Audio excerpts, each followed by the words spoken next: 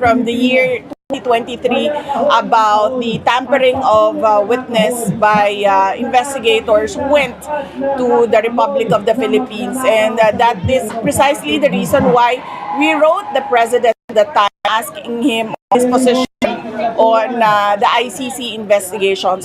But we still give our trust, our full trust to the judges and the ICC court that they will be fair and that they will be unbiased and that they will be objective in assessing all the petitions of the defense counsel. Last question. Your father remains wildly popular. He even won a mayoral election this month. How afraid do you think those in power in the Philippines are and he will return and come after them once this is over? I'm sorry, again? How afraid do you think those in power in the Philippines are that he will return and come after them after once this is over? No, history will tell us former President Duterte, he never went after his political enemies. No one at all in his entire career who was against him politically did he go after. If you can see, he was in a tight contest always with the former president. And he went on to run for for repeated positions in the House of Representatives, former he died.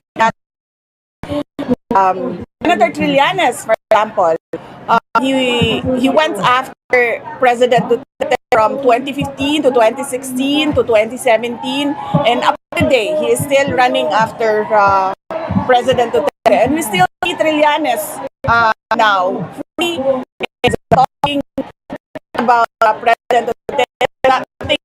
No harm is befell him. So that is not the attitude. He doesn't go after political enemies. Okay, the next from Group Pinoy Media Network is Gerald. Please ask your question. What is your message to the leaders?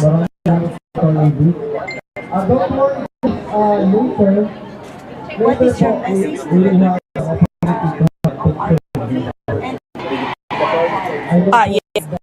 To our kababayans worldwide, first off, we thank them for their participation in the overseas absentee voting, and we thank them for supporting the Duterte Senator candidates, and of course, thank them for their support to their families back home in the Philippines. And administration,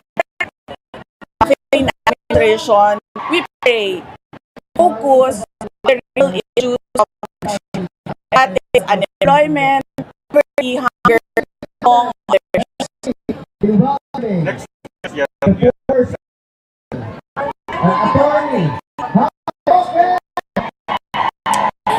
yes, this is something that he is continually discussing. The oath-taking of former President Duterte is something that he is continually discussing with his lawyers.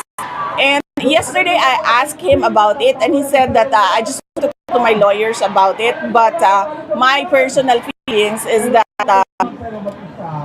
he was addressing it to, I think, the world. You set me free, and I will take my oath. Okay, NOS. Okay, so let's go to the local media. GMA News, please ask your questions. Tanong lang po, may naging po ba kayong team defense lawyers para sa impeachment trial? Pareho po ba sila ng team na nagdagdag sa inyo sa Korte Suprema? Okay. So, sa Korte Suprema, madaming kakadun may sandali. Sa Supreme Court, meron akong disbarment cases. And yung mga disbarment cases ko doon, unang lawyer ko doon ay aking father-in-law, si Atty. Lucas Carpio. And then, ang sumunod na lawyers ko doon ay si Attorney Michael Pua. And then, okay lang yung sound, no? Okay. Sige. And then, Ang susunod ay yung Supreme Court cases about the 125 confidential funds of the Office of the Vice President. So, ang lawyers natin doon ay ang Solicitor General's Office, since they represent all branches of government in cases, offices of government in cases. And then, there is one petition questioning the constitutionality of the articles of impeachment, and the lawyers there are Salazar, Attorney Michael Poa. Thank you. Okay. This is your second question. Ma'am, ano po ang reaction niyo sa ulat na ipapakancel ng gobyerno ang passport ni Atty.Harry Roque dahil sa warrant of arrest sa kasong human trafficking? Bilang isa sa mga kilalang taga-suporta ninyo, may nais po ba kayong ipayo o mensahe para sa kanya? Well, yes, naawa ako kay Atty.Harry Roque dahil sa totoo lang, pakiramdam ko ay yung persecution sa kanya ay dahil sa pagpapakita niya ng suporta kay dating Pangulong Rodrigo Duterte, and syempre sa tanggapan ng pangalawang Pangulo, no? At ang confident naman ako na sobrang galing na abogado ni Atty.Harry Roque na kaya sagutin kung ano man yung mga akusasyon, paratang, or kahit ano man yung persecution na gagawin sa kanya. Ang advice ko sa kanya, actually wala akong advice sa kanya. Lagi pag nakikita kami, tinatanong ko siya kung kamusta siya, at lagi ko siyang sinasabihan na mag-ingat siya dahil hindi titigil yon sa cancellation lang ng passport niya. Okay, last question. And last question po, after this visit po, may plano na po ba kayo kung kailan kayo babalik sa Pilipinas? Yes. Ang flight namin pabalik ng Pilipinas is either June 3 or June 4. At inaantay lang namin yung confirmation kung pwede ba talaga kami makabisita sa detention unit on June 3. Maraming salamat. Okay, thank you very much. So let's move on to SMNI. Please ask your questions. Thank you, sir. Good morning, ma'am. First question po namin from SMNI. Ma'am, you previously mentioned one thing of blood bag. Yes, sir. You mentioned one thing of blood Yes, sir. bag, Opo. which is why you pushed for impeachment trial to proceed. Could you elaborate on what you meant by that? And then, what should the public expect during the trial? And on a personal note, how are you preparing yourself emotionally and mentally for what lies ahead? Okay. Sige, unahin muna natin yung isa, sir. Nakalimutan ko yung second question pa. Ulit ko lang. Okay. Yes, ma'am. Okay. You Yes. previously mentioned one thing. Yes, sir. Unahin ko man yung barat. Okay, sige. To clarify, I think many misunderstood the word bloodbath, and many didn't want to understand, refused to understand what it meant. We have always said that the impeachment is a political persecution. It is the administration going after me after I resigned from the cabinet. And if it's a persecution, it's some sort of crucifixion against me. Diba? And so, when there's a crucifixion, there's blood. So, it's a bloodbath. My bloodbath. So, I'm just sad that many people refuse to understand the context wherein I give statements. Second question. Yes, ma'am. What does the public expect during the trial? And on a personal note, how are you preparing yourself emotionally and mentally for what lies ahead? Okay. From the defense, the people can expect that they will do their utmost, their best in protecting the rights, my rights as an accused in an impeachment trial, and they will do their utmost as well to answer the allegations, the accusations. They have prepared for this since 2023. And how am I preparing myself mentally and emotionally? Well, emotionally, I don't feel anything at all anymore about the impeachment because the first time I heard it in November 2023 from the mouth of former Congressman Castro, I was already preparing for it. Physically, I prepare for everything by making sure that I get the 8 hours of sleep and the vitamins that the doctors recommend that I take. Thank you, ma'am. Ma'am, given that legal proceedings in the Philippines have been seen and highly politicized, do you believe fair trial is still possible in this case? For the impeachment? Yes, ma'am. Of course not. We already saw that they were trying to fish evidence from the budget hearing. As we heard former Congresswoman Kimbo say, let's stick to our plan. So there was already a plan of fishing evidence from that budget hearing. And they failed to get evidence from the budget hearing. They proceeded to investigation in aid of legislation about confidential funds, and yet it was only the Office of the Vice President that was invited to that hearing in aid of legislation, and no other department was invited to speak about confidential funds. And what they did there was harass, threaten our staff from the office of the vice president. So you can see the pattern here. And then when they failed to get evidence from that investigation in aid of legislation, they proceeded to just file the articles of impeachment, from which we can see that there were 3 articles of impeachment that was filed wherein they did not follow the procedure. And there is a question as well about the verification, because how fast you get signatures of 300 plus congressmen in just a span of a few hours, wherein we question if the members of the House of Representatives who signed read the articles of impeachment. Please. Ma'am, President Marcos Jr. said he doesn't want you to your reaction to this, ma'am. As I said yesterday,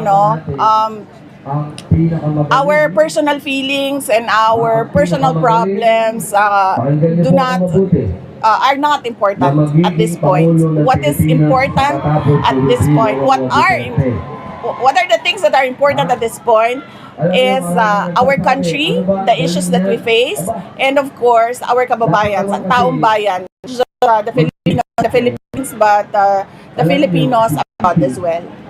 Thank you, ma'am. Last question, ma'am. So, on a lighter note, ma'am, may I ask what is your birthday wish this year, ma'am? My birthday wish this year is for all Filipinos to be always healthy. Since that is something that money cannot buy, and nakikita ko sa trabaho ko when I was mayor, when I was vice mayor, hanggang ngayon office of vice president, na kapag merong nagkakasakit sa pamilya ay hirap at nakautang-utang talaga ang pamilya. Kaya I wish to God that He will grant all Filipinos worldwide good health. Abol, ma'am, ano po, advance greetings na lang po para sa Father's Day kay PRRD. Yes, I wish PRRD a very happy Father's Day, and I wish that he feels happy and proud of his children, and we thank him for his generosity to us, and we thank him for the time that we have with him in the detention center wherein he is just a regular normal human being and not the mayor or the president. Okay, thank you very much. Next, Billionario News Channel, please. Yes, good morning po, Vice President Sara Duterte. Yeah, I'm DP from Magaling. And I have 3 or 4 questions. Yeah, the first question is, Representative Laila de Lima once again moving the reading of articles of impeachment from June 2 to June 11, and according to her, the impeachment might not push through. Do you still believe that the Senate will push through the impeachment trial given that the presentation of the articles? At this point, sir, I really do not know if the impeachment trial will push through. But I told the defense team that they should prepare for whatever eventuality. And leave it up to the Senate to decide on the articles of impeachment. We do not know what will happen. What is important is that the legal defense team is prepared. The second one is, what's your reaction to Torres' appointment as PNP? Ay, sorry. That's my reaction, sir. Next question. Opo. Last question. Yun, sir. Okay, so this one. No comment talaga on the reconciliation kasi sabi ng Alex na kailangan mabalik si former President Duterte for that to happen. Yes, that is the sentiment of the millions of Filipinos, not just in the Philippines but worldwide, no? That is their sentiment. But my stand is, whatever personal grudges that we have, whatever personal problems that we have with each other is not really important. What is important is that the administration focus on the problems that we see every day in our country. We want a better life, better Philippines for everyone. And that is the job of the president, that is the work of government, and we want them to focus on that. And as I said, personal problems are so tiny in the universe of the Philippines. Thank you very much. Next, UNTV. Hello, Madam. Any birthday message from the President po? And what's his message for your birthday po? Si President Duterte. Message niya po for your birthday. Oh, did I ask him bagahapon ma what his message is? Asa sinulti niya? Destiny. And my destiny. Oh yeah, I don't want. Wag man yung it's private wish for me. But andun the Hello question. po sa Philippine. Yes. Oo, nagpapasalamat po ako sa lahat ng mga kababayan natin na ang dami pong nagpapadala ng messages, ang daming gumawa ng videos, ang daming gumawa ng art cards. Madami ang nagse-celebrate, hindi lang sa Pilipinas but around the world. Kasama na dito sa Duterte ang mga Filipinos from Europe and other continents who came here today to celebrate and to do the rally with us. And I am truly blessed because I am one of the few individuals wherein my birthday is celebrated around the world. And I am honored and I am very proud because of that. Okay, for your last outlet, Diretso Kamao, please. Ma'am, tanong ko lang po, as for now, gaano ho kalakas yung defense team ni Pangulong Duterte para ipagtanggol siya sa darating na September 24? Yes, opo. Naghahanda na po sila sa kanilang gagawin para sa September. Pero bago pa man umabot ang September, meron na rin silang mga ginagawa na nakapaloob sa Rome Statute para gawin na mapadali ang dismissal or ang release ni Pangulong Duterte na yun ang dasal nating lahat. Kagahapon, kinausap ako ni Atty.Harry Roque at meron siyang mga naisip na pwede pang gawin para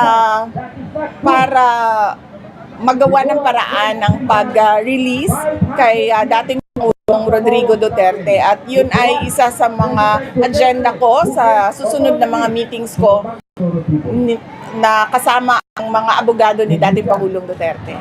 So ma'am, dahil nasa hot seat ngayon, kayo ni Atty.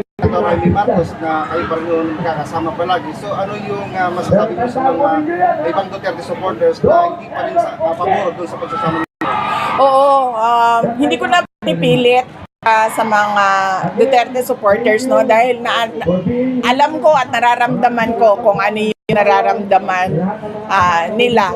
Pero sa ngayon kasi, unang-una, kung makita ninyo, ay isa siya sa mga pinaka masipag tumulong sa kaso ni dating Pangulong Rodrigo Duterte. Isa siya sa mga kasi stress sa pag-iisip kung paano ba mapauwi si dating pag-iisip ng mga paraan kung paano mauwi si dating Pangulong Rodrigo Duterte. At isa pa ay yung personal ko, no, syempre kung ikaw may kapatid na presidente or kahit naman, kahit hindi kayo mga public officials, na kapag meron kayong hindi pinagkakasubuan ng kapatid, ay malungkot yon. Lalong-lalo na kapag hindi ka kinakausap. May awa ka kaya. Kaya parang okay, sige, kung hindi ka man kausapin yung kapatid mo or hindi kausapin yung kapatid mo, pwede mo, you have a friend in the office of the Vice President. Ma'am, ito po, meron mga nakasampang kaso doon sa kasakyan natin na sa magpapaalis kay pagkidnap, sabi ng pagkidnap kay dating Pangulong Rodrigo Duterte.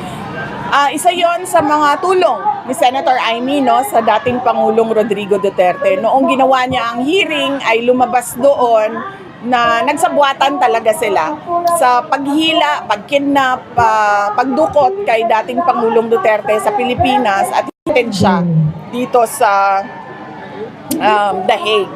At merong chairperson's report na sinabit niya sa ombudsman na kami ay nagdadasal na sana ay maakyat or ma-file na yung mga cases dyan sa ombudsman doon sa mga tao na kaparte o kasama sa illegal na pagkuha kay dating Pangulong Rodrigo Duterte. Maraming salamat ma'am. Thanks na lang po. Happy birthday. Yes, oo po. Nagpapasalamat ako sa lahat ng mga kababayan natin sa kanilang well wishes, sa kanilang mga regalo, sa kanilang mga darasal.